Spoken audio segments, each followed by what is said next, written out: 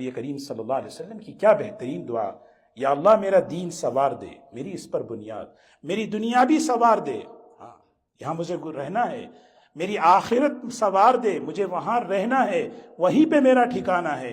پھر چوتھی دعا ہے وَجْعَلِ الْحَيَاةَ زِيَادَةً لِّي مِن كُلِّ خَيْرٍ، اے اللہ میری زندگی میں برکت عطا فرما، میری زندگی میں برکت تاکہ میں اچھے کام کر سکوں۔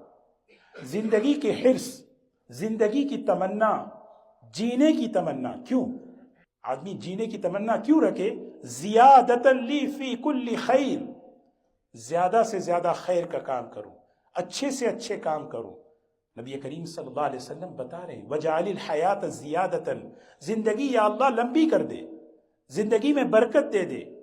وَمَتِّعْنَا بِأَسْمَاعِنَا وَأَبْصَارِنَا وَقُوَّاتِنَا، یا اللہ میرے جسم کو اتنی قوت عطا فرما، میرے آنکھوں میں، میرے کان میں اور میری جسمانی قوت کو اتنی طاقتور بنا دے کہ میں اس میں زیادہ سے زیادہ اپنی آخرت کو بنا لوں اور اپنے دین کو بنا لوں۔ یہ دعا ہے۔ وَجَعَلِ الْمَوْتَ رَاحَةً لِّي مِن كُلِّ شَرٍ، یا اللہ جس وقت موت کا وقت آ جائے ہر شر سے بچا کر مجھے اپنے پاس بلا لے۔ اللہ تبارک و تعالی ہم سب کو ان باتوں پر عمل کی توفیق نصیب فرمائے۔